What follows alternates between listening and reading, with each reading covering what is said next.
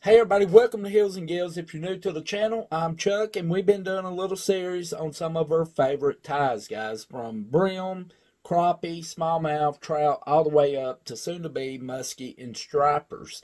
And we're going to be bringing some streamer flies to you for those river smallmouth, and we got a lot in store and a lot of fishing coming down the line. So if you're not subscribed, I hope you subscribe to our channel, and we'd be more than happy to have you. But today, we're tying up another nice little Popeye jig, and I call this bad boy right here the Yellow Jacket, guys. We're going to be going over everything that you need to make one of these ties here. When it comes to yellow, I absolutely love a little black in with the yellow. Just a yellow and black makes for a super nice little pattern, whether you're fishing for brim, trout, even fishing for those big slabs, the crappie. So guys, let's tie up this Yellow Jacket. Okay, let's tie up one of the worst things I hate when I'm out weed eating or out hunting, and that's a freaking Yellow Jacket. So let's tie up the good old Popeye jig in the Yellow Jacket right here. This little jig heads, I got 10 of these. I didn't pour these. I got 10 of them at Walmart for like $2. I think I gave like $2.49 or something like that for them. Hit the lead head with a coat of 164 LA Colors with the hardeners in it, sticker. Means it's got the hardeners in it, harder fingernail polish. And then I put a primary coat. This is 218 if you can't see it. And this is also by LA Colors. This is called Sunshine right here. And it's also a great fingernail polish. A buck a bottle at your local Family Dollar and Dollar Store. Now we're going to be using a black thread on this little tie right here today. I absolutely love Popeye jigs. I've caught a ton of fish over the years of fishing with these little fellas right here. We're going to go right back to almost to the bend of that hook.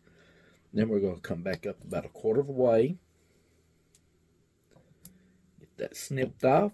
And the first thing we're going to add is some yellow hackle feather. I love hackle feather on my jigs as a tail. A lot of people use it like grubs and or curly tails as I call them. But I prefer the good old hackle feather. That way, when I pull that jig out, it's ready to go. It's right in that pattern, color pattern that I need it in. So we're going to cut this down about 3/4 inches right here to about an inch or so. It is a Popeye jig, so we won't need much. So we'll just pop right in just like that right there. Squeeze in, clip that little tip end of that tail off. Save the rest of that for ties in the future. Waste not, want not. And then we're just going to take this little part right here, this little tip end of the hackle feather, and we're going to lay it right on top of that jig right here. Now I want this to stick back about, right off the bend of that hook, about a half an inch. And then I'm just going to give it a couple of loose wraps down toward it. That way I can look at it, see where I stand with it, make sure it's not twisting. And I absolutely love this vise right here with that flat on it, because that feathers will lay flat right down on it, and you can just push it down with your finger, and it's not going to go nowhere, and you can tie all of that in. I really like this new vise that I got right here. I did have one of the ones I called like a cigar type vise, the round ones, but I like this right here. This is a tank. Now the next thing we're going to do is work our way right back up to right off the back of this jig head right here. Now we're going to be adding a grizzly feather right here. This is a yellow and black grizzly feather, and I removed just a little bit of the feathers off of it, exposing that stem so that we can tie into him right here. So we're going to lay it right on the side of this jig, right on the side of that shank. And we're going to give him some nice tight wraps right here. It don't matter if it tries to twist around on you. You're just going to be twisting this in. So I'm just going to lock it in. And then I'm just going to go around and bring my thread right back up to the jig head right here. Now we're just going to flare this out a little bit. And we're just going to start wrapping this around right here. And we ain't going to need a whole lot of this grizzly feather right here. So we're just going to keep twisting them around. One more time should be pretty good on this tie right here. I'm going to go back just a little bit more right back there to fill that body up. Right there looks pretty good.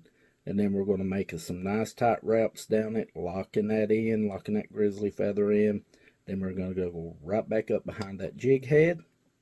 Now at this point, we're going to cut the excess off right here. We're just going to click that off, get rid of that. And now we're just going to lay these back right here. We're going to take them all. We're going to just start pushing them back, pulling them back. If you got a few strays, like I've said in past videos, tiny little jigs like this, you can always clip them and clean it up. That looks pretty good. So I'm going to start making some tight wraps down toward the back end of the jig, back down toward the bend of the hook. Some real nice tight wraps. And after a few, I'll take a look at it right here and see where I stand with it. That's looking pretty good. I'm going to tighten it down just a little bit more. I don't want it flared up that much. So we'll put a few more real tight wraps in him. That right there looks good. So we're going to bring our thread back about halfway up the collar. And we're going to add some just black flashing right here. This has no flash to it really. It's just black. And I absolutely love this, like on yellow and black jigs. So right there's what we're going to be adding to it. We're going to be adding 3 to each side of it. And we want it to go right back just past those grizzly feathers right there. So we'll measure him up. We'll give him a couple of turns right here. That looks pretty good. And then we're going to go right over, lay it down the side, and then we're going to give him a couple more turns. Now with these, this one's not wanting to cooperate here. There we go. There we go. That looks much better. And then we're just going to cut these off right here. Just like so. And then we're going to take the other ones and we're going to lay right on top of him. And we're just going to add one more right across the top right here. Locking them in there. There we go.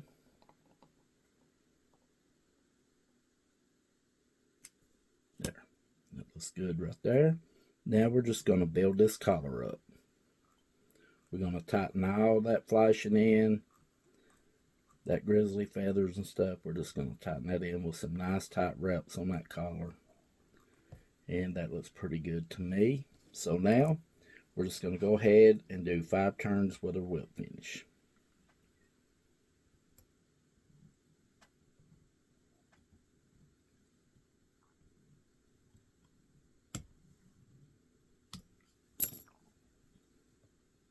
Seat him down good there. Then next, I'm going to just add some Sally Hansen. Instead of super glue this time, I'm just going to add it all over that jig head and all around that collar. Actually, the reason I'm using this instead of my super glue, I don't think I put a clear coat on this little head here when I got done painting it. So doing this right here, I'm killing 2 birds with 1 stone.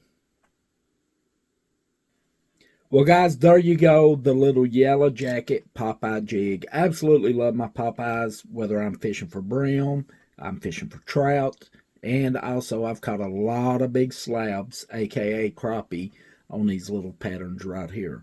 I hope you enjoyed this video, guys. If you like it, I hope you give us a thumbs up. Subscribe to our channel. If you're not a subscriber, we got a whole lot more jig and fly tying coming down the road. Follow us over on Facebook and Instagram. And until next time, stay safe out there on the water. And we'll see you right here at Hills and Gills. Have a great day.